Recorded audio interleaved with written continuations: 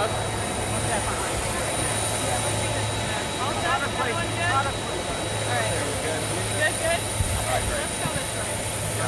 Okay, good.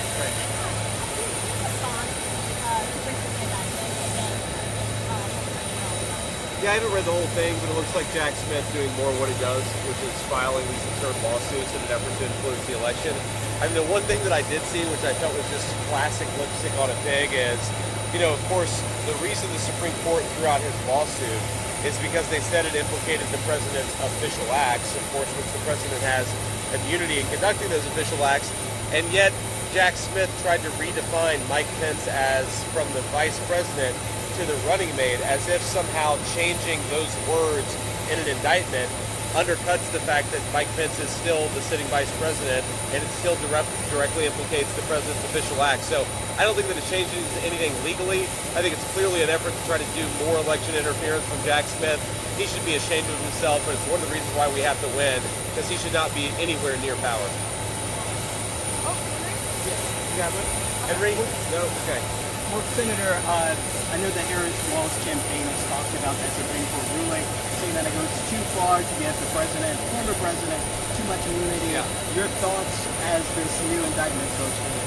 Well, I think just my pushback on what they said is, look, if the president doesn't have some level of immunity in how he conducts his office, in the same way that judges have to have immunity, police officers have to have immunity, there has to be some recognition that people can't be sued for doing their job.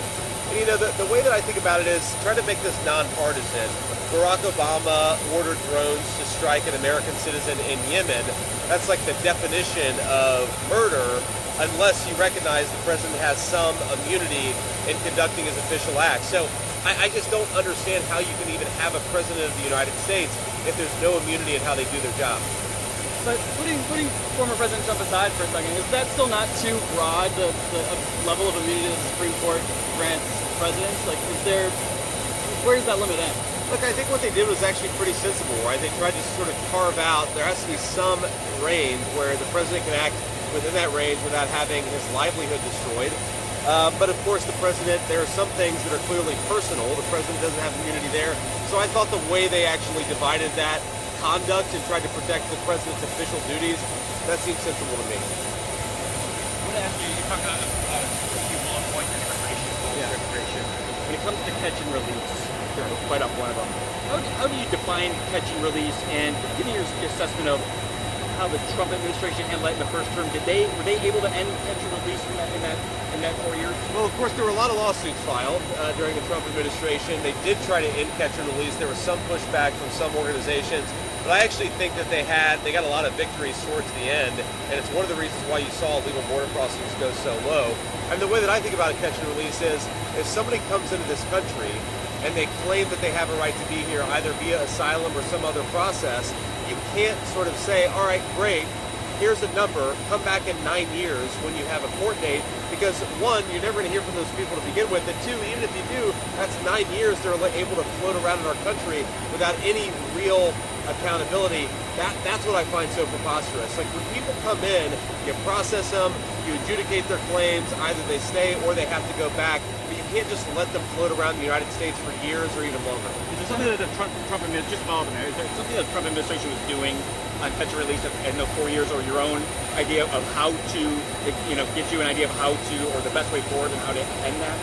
Well, the most important thing is you have to actually not allow people to float around in the United States to begin with, which is why the Remain in Mexico policy was so important, right? Is you actually gave people who had legitimate asylum claims, if you have to sit in Mexico while those claims are adjudicated, then maybe you're actually less likely to come and make that claim unless it's very real. If you know you're going to be released into the country, given a work permit, given health care benefits on taxpayer expense, a lot of traditional economic migrants are going to come in and use the asylum system to basically run in around our immigration laws, which is exactly what we're seeing under Kamala Harris.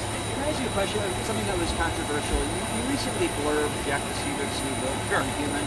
The book argues that members of the left are subhuman. It praises Franco, and he, of course, promoted the Pizzagate conspiracy theory. Why did you blurb that book? Well, look, because I think it has some interesting ideas in it. I don't agree with everything that's written in pretty much any book I've ever blurbed. I can always find things that I disagree with. But I think Jack's a good friend. He says a lot of interesting things in the book. I read it and I blurbed it. Do you endorse those ideas? Do you endorse those Well, I certainly don't endorse all of them. Like I said, sometimes when you blurb a book, you disagree. In fact, every time I blurb a book, I disagree. But I blurb the books that I think at least say something interesting and something that makes me think. What's the important? See you guys. Thank you. Hey, Senator, is this the first time you brought your mom out on the trail? Yeah. How come? Why'd you bring her out? Well, I mean, so she asked a few weeks ago, she said, can I come on the trail? And I said, yeah, absolutely. And then, she works, so we had to find a time where she could actually come and do it. But we've had a good time. Anybody who knows my mom knows she has a very good sense of humor, and we've had a lot of fun. Any high points for her so far?